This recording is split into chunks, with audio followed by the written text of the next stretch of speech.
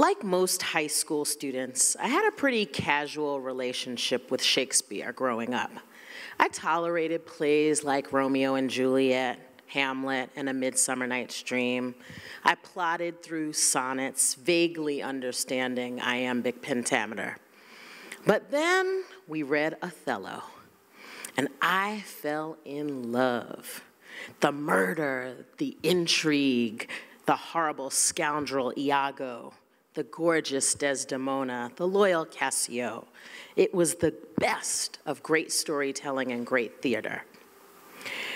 But even more than that, it was the first time that I had encountered a main character who was a person of color in such a significant historical work.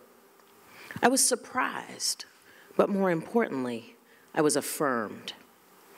The play showed me that people who looked like me were an important part of the world's story.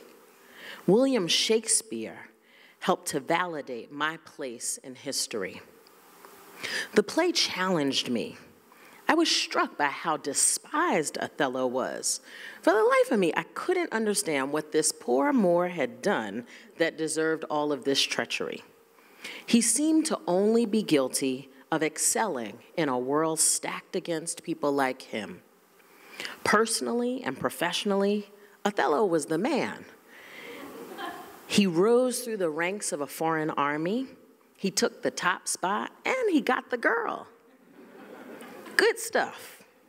But his unlikely success set the stage for a string of jealousy-fueled murders, but that made me love him even more. Because Othello showed this little black girl that even in a hostile world, people like me could excel.